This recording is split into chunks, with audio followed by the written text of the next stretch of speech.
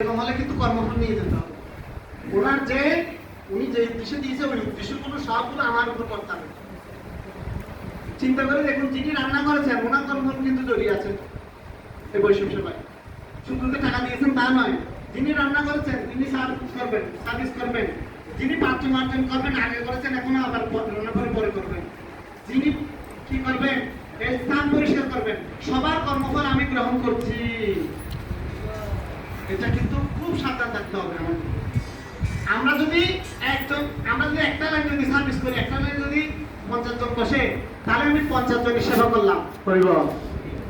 আমি যদি একটা অন্য সার্ভিস করি বা ডাল বা সবজি যাই হোক, একটা বিষয় একটা কি আইটেম আমি সার্ভিস করছি, তাহলে আমি কত জনের সার্ভিস করছি, তাহলে আমি খেলে কিন্তু এটা কি হবে, কোনো দোষ কেন? আমি কিন্তু সার্ভিস করছি, আমি সেবা করছি, 50 জনের সেবা করছি। আর কত জনের? 100 জনের সেবা করছি।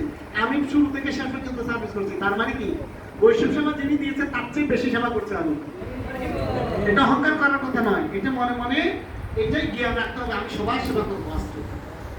আজকে আমি সার্ভিস করে সবার সেবা করবো, আজকে আমি পাত্র মার্জন করে সবার সেবা করবো, আজকে আমি রন্ধনে সহযোগিতা করে, রন্ধনীকে যিনি রান্না করছেন তাকে সহযোগিতা করে আমি সবার সেবা করবো। কারণ যিনি রন্ধন করেছেন তিনি সবার, যতজন মুখে দিবেন সবার সেবা করেছেন। বুঝতে গেল?